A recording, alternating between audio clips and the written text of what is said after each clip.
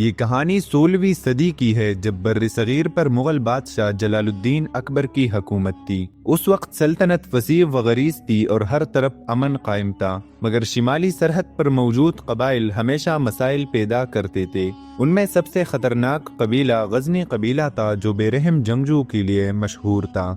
دلی کے ایک گاؤں میں ایک نوجوان رہتا تھا جس کا نام سکندر خان تھا۔ وہ اپنی بہادری، ایمانداری اور جنگی مہارت کی وجہ سے پورے علاقے میں مشہور تھا۔ سکندر ایک غریب مگر باعزت گھرانے سے تعلق رکھتا تھا۔ اس کے والد حاجی عبداللہ ایک معزز بزرگ اور سابقہ سپاہی تھے جنہوں نے سکندر کو بچپن ہی سے ایمانداری اور قربانی کی تعلیم دی۔ سکندر کی والدہ زینب بی بی ایک دیندار خاتون تھی جو ہمیشہ دعا کرتی تھی کہ ان کا بیٹا اپنی ملک کے لیے کچھ بڑا کرے۔ سکندر نے اپنی جنگی تربیت گاؤں کے ایک ماہر استاد کریم خان سے حاصل کی جو خود ایک مشہور سپاہی رہ چکے تھے۔ سکندر نہ صرف بہادر تھا بلکہ اس کے دل میں عوام کی محبت بھی بری ہوئی تھی۔ وہ ہمیشہ کمزوروں کی مدد کرتا اور ظالموں کے خلاف کھڑا ہوتا۔ گاؤں کے لوگ اسے شیردل سپاہی کے لقب سے پکارتے تھے۔ سکندر کے دوستوں میں سب سے قریبی علی تھا جو اس کے ساتھ ہر مشکل میں کھڑا رہتا تھا۔ مغل سلطنت کے شمال میں واقع پہاڑی علاقے میں غزنی قبیلہ بار بار حملے کر رہا تھا۔ ان کے سردار کا نام کمال غزنوی تھا جو ایک ظالم اور شاطر انسان تھا۔ اس نے مغل افواج کے خلاف کئی معرکے جیتے تھے اور اب دلی کی طرف بڑھنے کا ارادہ کر رہا تھا۔ بادشاہ اکبر کو اطلاع ملی کہ اگر غزنی قبیلہ نہ روکا گیا تو سلطنت کو شدید نقصان پہنچ سکتا ہے۔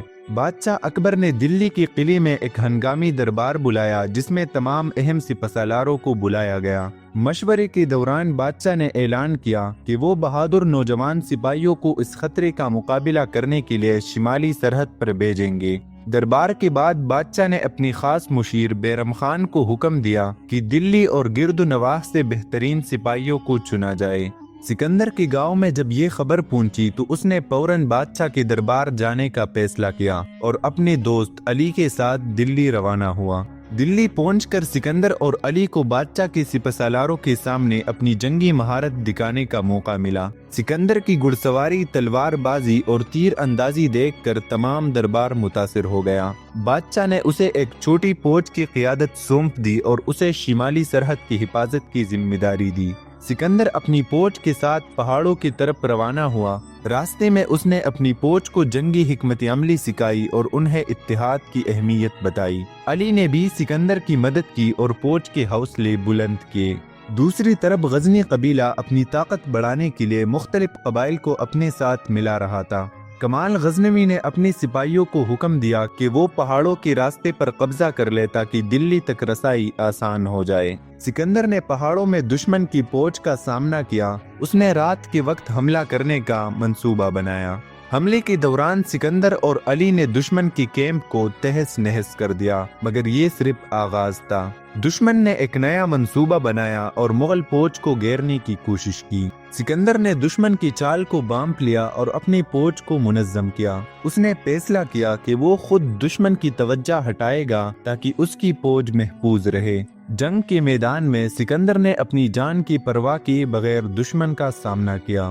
آخر کار وہ شدید زخمی ہوا لیکن اس کی بہادری نے دشمن کو بھاگنے پر مجبور کر دیا۔ مغل فوج نے سکندر کی قربانی کے بعد آخری حملہ کیا اور دشمن کو مکمل شکست دی۔ کمال غزنوی گرفتار ہو گیا اور غزنی قبیلے کی طاقت ہمیشہ کے لیے ختم ہو گئی اور شمالی سرحد ایک بار پھر محفوظ ہو گئی۔ سکندر کی قربانی کی خبر جب بادشاہ اکبر تک پہنچی تو اس نے سکندر کی بہادری کو خراج تحسین پیش کیا اور اس کے گاؤں کا نام سکندر پور رکھ دیا۔ سکندر کی قربانی کی یاد میں ایک عظیم یادگار تعمیر کی گئی جو آج بھی لوگوں کو یہ سبق دیتی ہے کہ وطن کے لیے جان قربان کرنا سب سے بڑا اعزاز ہے۔